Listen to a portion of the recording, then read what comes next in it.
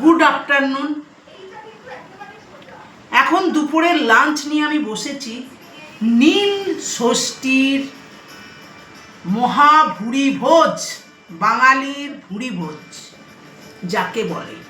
বাঙালি মানে উপোস কাপস পুজো পাটে লুচি থাকবেই থাকবে।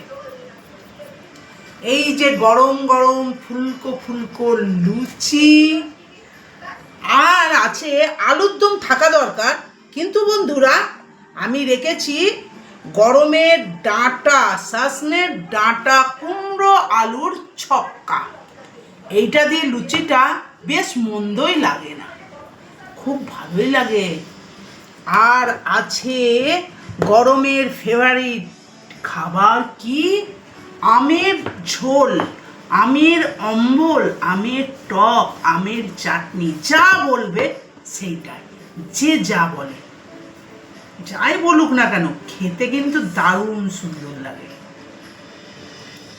আর আছে সিমুইয়ের পায়েস, দুধ দিয়ে গাঢ় গাঢ় খিরখির করে গাওয়া ঘিয়ে ভেজে এই সিমুইয়ের পায়েসটা বানিয়েছি বন্ধু।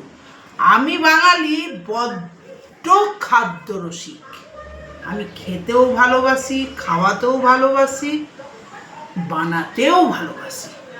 আর আছে একটু হালকা ফুলকা ফল, ফলের মধ্যে আছে একটু তরমুজ, যাতে এইটা খেলে মানুষের একটু জল পিপাসা কিংবা একটু ভেতরটা একটু আরাম পাওয়া যায়। এই হচ্ছে আমার খাবার। এবার আমি বন্ধুরা খেয়ে দেখাই কীরকম টেস্টি হয়েছে।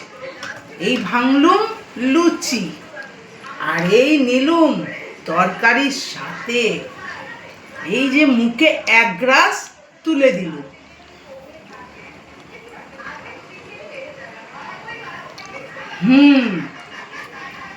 মিষ্টি মিষ্টি ঝাল ঝাল তরকারিটা।